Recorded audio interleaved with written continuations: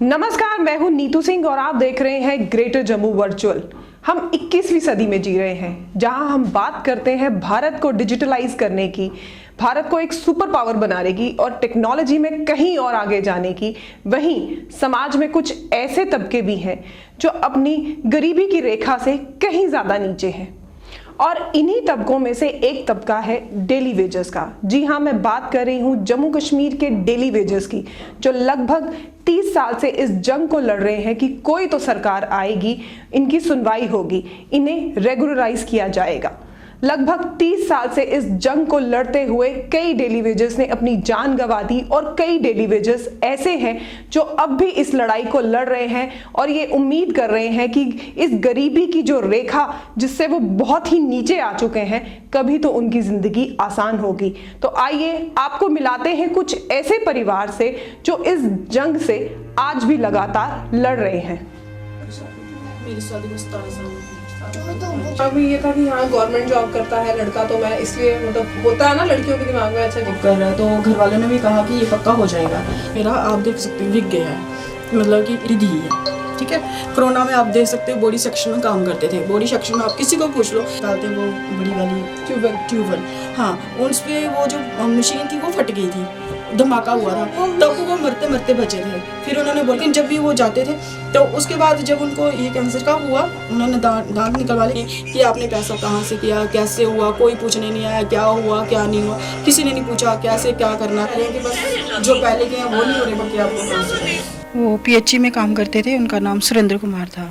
Okay, तो कितने साल से वो वहाँ पर जॉब कर रहे थे पीएचई डिपार्टमेंट में? मैम 16 साल हो गए हैं। तो आपकी शादी कब हुई? मेरी शादी 2005 में हुई थी। 2005 में? हाँ जी। तो क्या सोच के आपने शादी की थी कि वो गवर्नमेंट जॉब करते हैं? तो हाँ जी मैम, यही सोच के काम मतलब शादी की थी कि वो जॉब कर रहे हैं, तो चलो हमारा भी आगे फ्यूचर सही रहेगा। तो कब डेथ हुई उनकी? मैम ये पिछले साल हुई थी, फरवरी में 2005, मतलब 5 फरवरी को। ओके, क्या रीज़न क्या था? मैम उनको ना माउथ कैंसर हुआ था। तो डेली वेजर थे वो, तो आपको सरकार से कोई मदद मिली? नहीं मैम, कोई मदद नहीं मिली। किसी ने पूछा भी नहीं कि हाँ भाई आप कैसे रह रहे हो, कैसे गुजारा कर रहे हो, क्या कर रहे हो, कैसे होगी डेथ। किसी ने आके पूछा भी नहीं कि क्या हुआ क्या नहीं, जबकि मैं खुद दफ्तरों के चक्कर काटती रही हूँ। तो इलाज के लिए आप कहाँ पर इलाज करवा रहे थे और कैसा चला? मैम इलाज तो पहले हमने यहीं मतलब गवर्नमेंट को, ये जो यहाँ पे गए थे गवर्नमेंट हॉस्पिटल में, तो उन्होंने बताया कि आप इनको बाहर ले जाओ क्योंकि इनकी कंडीशन बहुत ख़राब है। तो हम इनको मतलब बाहर पंजाब में ले गए थे। ये गवर्नमेंट हॉस्पिटल है, ये संगरूर में, आप देख सकते हैं। तो ये देखिए मैम, ये फाइल आप देख सकते हो। तो गए थे वहाँ पे इलाज करवाया, तो कम से कम 10 लाख रुपया लग गया, 10 लाख से ऊपर लग गया मैम। हमारा जेवर तक बिक गया, लेकिन हाथ में कुछ नहीं आया, और सरकार ने हमारी कोई मदद नहीं की। मैं इतने दफ्तरों के चक्कर काटती रही, तो उन्होंने बोला था, पहले बोले थे कि हम 50,000 देंगे तो आप लीगल हायर बनाओ। मैम लीगल हायर बनाने के लिए भी पैसा चाहिए, तो वो हमारे पास उस टाइम था नहीं, ना हमने बनाया। अब बड़ी मुश्किल से किसी से लेके फिर हमने लीगल हायर बनाया, 10,000 रुपया लगा कोर्ट में। तो वहाँ पे लीगल हायर भी बनाया, मैंने अपनी जॉब के कागज़ भी बनवाए हैं, वो भी मैंने आगे जाके उनको दिए, तो उन्होंने तब भी कोई पैसा नहीं दिया। फाइल भी रख ली है, तो कह रहे थे अभी ये आपको अगले साल दिया जाएगा। तो जाने वाला तो चले गया, तो अब हम क्या करें मैम, हम कहाँ जाएँ? अब ये मेरा छोटा सा बच्चा आप देख सकते हो ना, तो इसको भी पढ़ाना है, कहाँ से हम करेंगे, क्या करेंगे, कोई पता नहीं है, कुछ समझ में नहीं आ रहा क्या करें हम। थोड़ा सा मेरे जेठ जी कर रहे हैं, साथ दे रहे हैं, थोड़ा मेरे मायके वाले भी कर रहे हैं, थोड़ा मेरी नंदें हैं वो भी थोड़ा थोड़ा करके दे रही हैं, तो बड़े मुश्किल से हो रहा है। तो वही हम सोच रहे हैं कि कहीं गवर्नमेंट हमारी तरफ नज़र डाले, हमारी तब भी देखे कि हम कैसे क्या करें। पेंडिंग पे थी, वो भी नहीं हमें दी गई अभी तक, ना कुछ भी नहीं, मतलब कोई एक 5 रुपये भी बोलो गवर्नमेंट की तरफ से अभी तक हमें कुछ नहीं मिला है।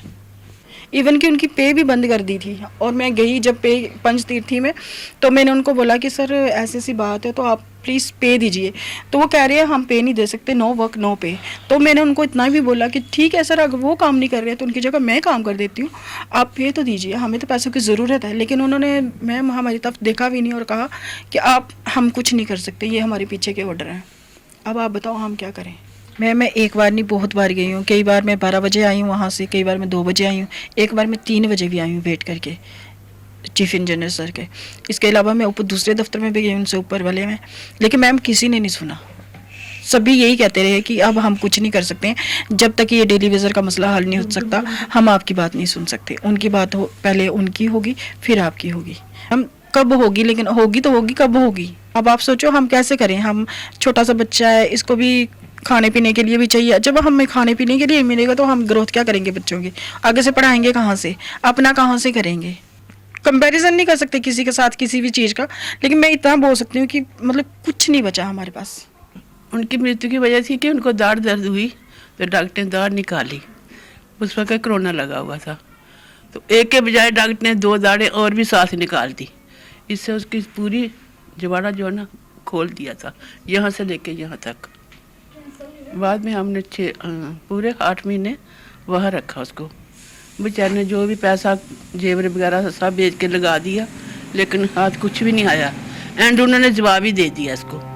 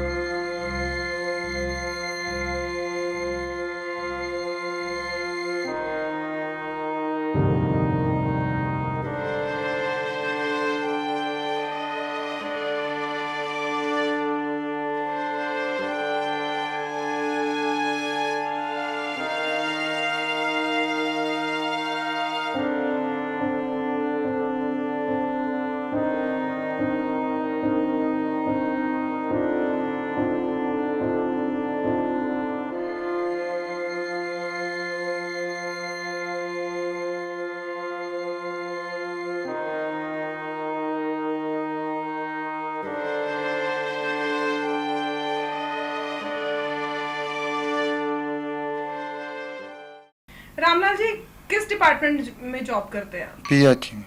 पीएचई में। हाँ। तो पीएचई में आपने कौन से सन में जॉब शुरू की थी? ये मैंने की थी कोई 2007-8 में लगा था। तो कितनी तनख्वाह थी उस टाइम? उस टाइम थी 980 रुपया। अभी पे भी नहीं मिलती, ना बच्चों का किराया वो चढ़ा है, स्कूल का वो चढ़ा, बत्ती का बिल चढ़ा, तो कैसे देंगे हम? तो अब जो एक गवर्नमेंट की पॉलिसी बनी है, कमेटी बीजेपी पार्टी ने कमेटी बनाई है, अभी कमेटी उसका- से आपको कोई उम्मीद है? कोई पता नहीं, पक्का पता नहीं कह सकता मैं उनका। अभी ऐसे ही है, तो पिछली बार भी हमने की थी, उसी टाइम नहीं कुछ मिला था, लॉलीपॉप दिया था उन्होंने। अभी भी पता नहीं क्या लॉलीपॉप देंगे, क्या करेंगे क्या नहीं। अपनी तबीयत के बारे में बताइए, आप कब से आज- काम पर नहीं जा रहे? तबीयत तो मेरे को 4-5 महीने हो गया मेरे को। मैं भी 2 टेस्ट कराने वाले हैं, अभी पैसा नहीं है मेरे पास, तो मैं कहाँ से पैसा दूंगा? तो कब कहाँ से जब पैसे आएंगे तभी पे आएगी, तभी मैं टेस्ट कराऊंगा अपने वाले। आप अभी अभी बीबी बीमार है, इसके भी अंदर रसोली है, वो भी कराने अभी चेक चुके रहे हैं, क्या पता ऑपरेशन होगा क्या होगा। 10 साल से तो बड़ी बुरी हालत देखी है मैंने। कभी घर में राशन होता था, कभी नहीं होता था, फिर पापा के घर में चले जाना, उन्होंने उधर बुला लेना मेरे को। बड़ी मुश्किल से टाइम निकाला मैंने। मतलब कि खाना ये बनाना होता है, कभी नमकीन चावल बना लेते हैं, बाकी तो बड़ा बुरा हाल है जहाँ पे। और बीमार भी हूँ अभी, तो सोचती रहती हूँ अगर दवाई लानी हो तो 2-2 महीने ऐसे ही सोचती रहती हूँ कहाँ से लूँगी, कैसे करूँगी, फिर जाती भी नहीं हूँ डॉक्टर के पास। तो अभी कल अल्ट्रासाउंड भी करवानी है, तो देखते हैं क्या करना है। फिर 3-4 साल लगी 33 रुपये, वो मतलब 2 से 4 साल के बीच में मगर 300 रुपये पर डे, पर डे करते हैं। 300 पर डे करती है। ऊपर खत्म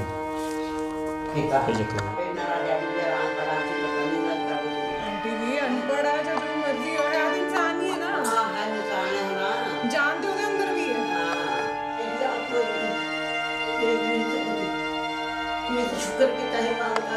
जब एक्सीडेंट हुआ मेरा, तो मैं ऑफिस में जाता हूँ, ऑफिस का काम करता हूँ, जब से कंप्यूटर से हुआ सारा ये, फिर उस आप जो काम सीखा हुआ है। उम्मीद आपको अभी भी है कि रेगुलर कर दे दुनिया भर। क्या मैं भैया तो जब आपका एक्सीडेंट हुआ उसके बाद आपको कोई फाइनेंशियल हेल्प नहीं, कोई किसी कोई मिलने नहीं आया? कोई भी नहीं है। किस डिपार्टमेंट में काम करते थे? मैं जेके पीडीडी में। ओके, तो कितने साल हो गए हैं आपको इस डिपार्टमेंट में काम करते हुए? मेरे लगभग 25 साल हो गए हैं। 1998 में 1998 में लगा था। तो जब आपकी जॉब शुरू हुई थी तब आपको कितनी सैलरी दी जाती थी हमें 1400 मिलती थी। और उसके बाद कितने कितने साल के बाद लगभग 2 साल या 3 साल बाद हमें 40 रुपये बढ़ाए दिए जाते। हर 4 साल बाद कभी 30 रुपये बढ़ा दिए महीने के पर डे के। आज जो दे रहे हैं 300 रुपये पर डे की। जैसे कि बाहर आज लेबर का काम ले रही 500 रुपये, ठीक है, हमें दे रहे 300 रुपये का काम देते हैं हमसे डबल। जैसे सुबह में 8 बजे आते हैं, शाम को आने का पता कोई नहीं होता भी है, कब आना कब नहीं आना भी है। हमें रेगुलर की जाए, आज तक हमारी गवर्नमेंट ने बात सुनी नहीं है।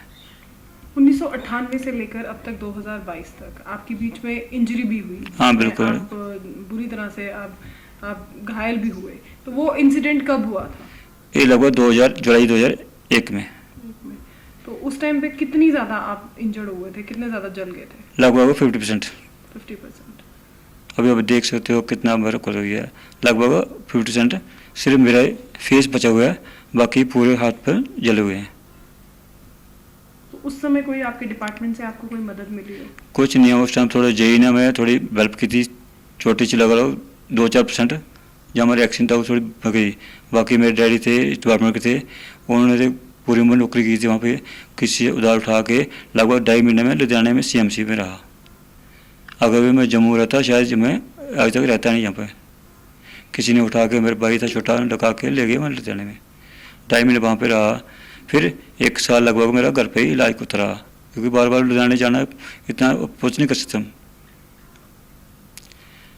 फिर हम गए थे ऑफिस में भी, कोई हम मल्ले को बंदे लेके गए थे, हम पड़ोसी ले गए थे, हमारे चीफ के पास गए थे, कोई कंपनी मिल जाए। हमें किसी ने कंपनी नहीं दी हुई है, कहीं से भी आपको कोई मदद मदद नहीं दी है। ये जो आपके साथ हादसा हुआ, ये काम करते दौरान हुआ? काम करते दौरान हुआ। लगभग उस टाइम था कोई 10 साढ़े 10 का टाइम था, संतरा मोड़ बाईपास में। उस टाइम में ट्रांसफर, जैसे हमें लाइन काटी थी, ट्रांसफर चला, लाइन कहाँ से आई कहाँ है पता नहीं मेरे को चला। 11 की हुई करंट। उसके बाद मेरे को पता कोई नहीं, 1 घंटे के बाद मैं पता चला मेरे को करंट पड़ी हुई है। अगर उस टाइम मेरे डैडी में पास भी था, लेकिन थोड़ा 1 किलोमीटर दूर था वो। जब उन्हें पता चला वो सीधा हॉस्पिटल आ गए। मैडम मेरे घर पे नहीं थी, वो भी मायके में थी। फिर इनको वहाँ से बुलाया गया। 2 दिन तो मेरे को पता नहीं चला क्या क्या हो रहा क्या नहीं भी है। दूसरे दिन मेरे को ले गए CMC लुधियाना में। उस टाइम जेई मेरे साथ गया था, लेकिन उसके बाद भी जेई ट्रांसफर हो गया, चला गया वो। लगभग 1 साल आपका वहाँ पर इलाज चला। इलाज चलने के बाद जब आप स्वस्थ हुए, जब आप काम करने लायक हुए, तब आप वापस ऑफिस में गए, तो उस दौरान उनके क्या उस टाइम हालात क्या थे ऑफिस में? हालत कुछ नहीं था, ऐसे ही मैडम जो कहते हैं काम करो पैसे लो। जाते थे सुबह, जैसे कि पीन का काम करते, मैं काम तो लेमन कर नहीं सकता था। किसी की कोई चाय ला के दी या कुछ ला के दिए, बैठ रहा, सुबह जाना शाम को वापस आ जाना। जब ये एक्सीडेंट हुआ तब उस टाइम पे क्या हालात थे? बहुत हालत खराब ही। इयां किसी कोला लै, अपने कोला, कोई रिश्तेदार कोला, कोई ग्रां कोला, कोई बेचारा हाले माले कोला भी मंगती रही। वे मैं जिसले मेरे को मैं दे देंगी तो सानू दिते। उन्हें बेचारे आकड़े के कोई डर नहीं। पूरा पिंड मेरा अच्छा, उन्हें मिगी थोड़ा थोड़ा इयां दुआर करिए दिता। मैं मकाया फिर जिन्ना दिता मैंने ना भाई दुआर दिता फिर देना मैं लैते दा, मैं अपने बच्चे पर लाए दा। मेरा बच्चा आख्या मैं ठीक होई मेरा बच्चा, ते मेरे पैसे मुक्की जाङन। पैसे दी कोई गल नहीं वे, चलो गरीबी मेरी लूना ने खाई ली। सब्जी 1 बारी बनानी 2 बारी खाई लेनी, ये नहीं है भाई अस 17 बारी बनानी तो खानी। कोई मदद नहीं सानू मिली, कोई मदद नहीं मिली है। तो नहीं सानू पता लगा भाई किथे जाना किथे नहीं जाना। हाँ बड़े दुआ जी बहुत बुरे थे मैम। देखना जाता हमारे से, हमारे पास कोई पैसा नहीं था, मैं देख नहीं सकती थी, खाना नहीं खा सकती थी। मैं बहुत दुखी थी, मैं किसको सुनाती। हमारे पास अभी कोई पैसा नहीं है। मुंशी मंजिलाते थे, बाटी करते थे, खा लेते थे। 200 पैसे चुका के खा लेते थे, किससे पैसे लेने थे। 1400 तनख्वाह थे, क्या करना 1400 का खर्चा करना, सज्जा दवाई लानी थी। तो सरकारी नौकरी थी इनकी, सरकारी नौकरी में आपको ये था उम्मीद कि कभी ना कभी ये रेगुलर जरूर होंगे। हमें में थी, अब तो किया नहीं हमें। 22 साल 23 साल हमारी शादी हुई, कुछ नहीं किया हमें थोड़ी।